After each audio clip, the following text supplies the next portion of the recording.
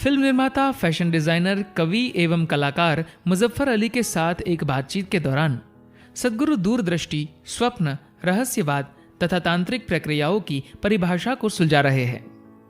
वे समझा रहे हैं कि सपना हमारे मन का ही एक आयाम है, पर केवल शरीर और मन से परे जाकर ही रहस्यवाद के आयाम को स्पर्श किया जा सकता है।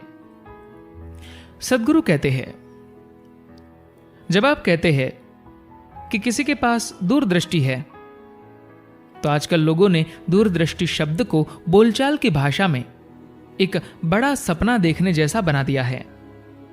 पर नहीं, दूरदृष्टि स्वप्न नहीं है। दूरदृष्टि का अर्थ है आपकी देखने की योग्यता। कोई जब कुछ ऐसा देख सकता है जो अन्य लोग नहीं देख पाते, तो हम कहते हैं, ओह, वह तो एक दूरदृष्टा है। वह कुछ ऐसा देख पाता है जो और किसी को दिखाई ही नहीं पड़ता। लेकिन अगर उसका सपना आपके सपने से बड़ा है, तो यह उसे दूरदृष्टा नहीं बनाता। वह तो एक ज्यादा बड़ी समस्या है। मुजफ्फर अली कहते हैं, वह एक छल कपट वाला तिकड़मी हो जाता है। सद्गुरु कहते हैं, अगर मेरा एक बड़ा सपना है जो सभी के सपनों से मेल नहीं खाता, तो मैं उन सबको मेरा सपना पूरा करने के लिए प्रेरित करूंगा। ऐसे सपने का क्या फायदा? मुजफ्फर अली कहते हैं, तो आपका स्वप्न क्या है? सद्गुरु कहते हैं, मैं सपने नहीं देखता, मैं जीता हूं। मैं पूरी तरह से जीता हूं। मुजफ्फर अली कहते हैं, लेकिन सपने देखना तो अच्छा है ना? नहीं तो हर कोई आपसे यही कहेगा, सपने मत देखो, बड़े बनो, सीखो, जियो। लेकिन वैसे तो ये स्वप्न ही है जो आपको शुद्ध रखता है। सद्गुरु कहते हैं, सपने आमतौर पर अधिकतर लोगों के लिए गंदे होते हैं। क्या आपको लगता है कि हर कोई अच्छे सपने देखता है?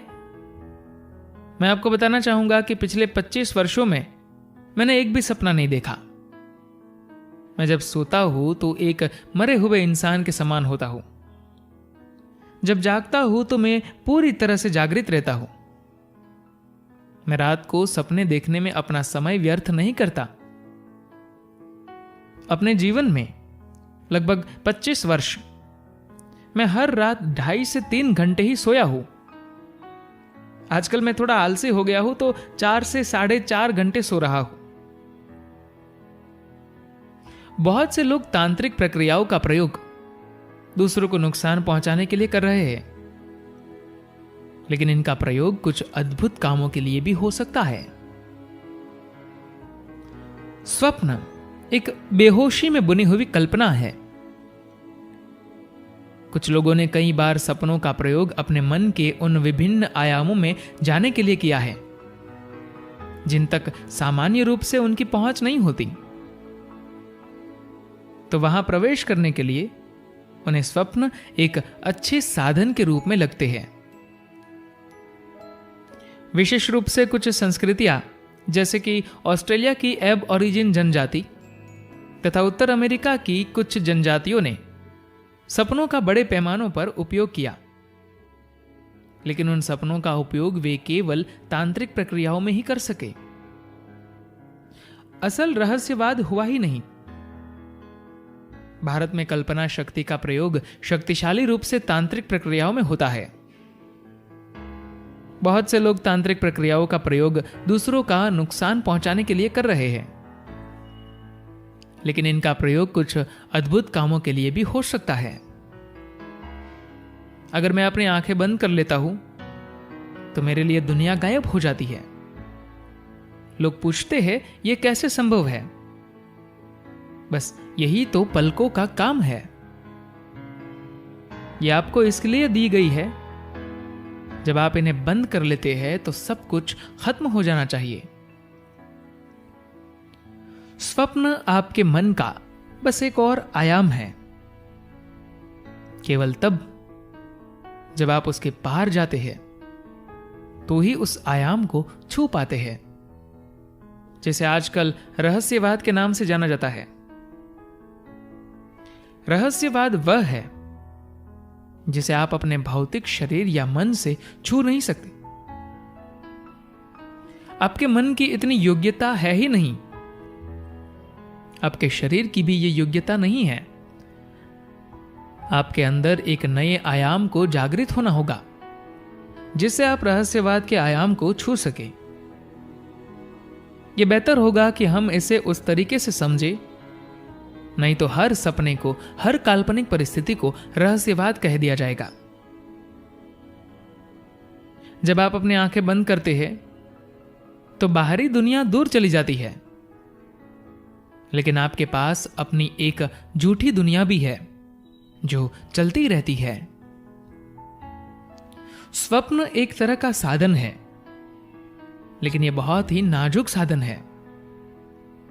हमारे पास और भी बेहतर साधन है, पर उनका उपयोग करने के लिए मनुष्य को अपने अंदर बेहतर ढंग से व्यवस्थित होना होगा।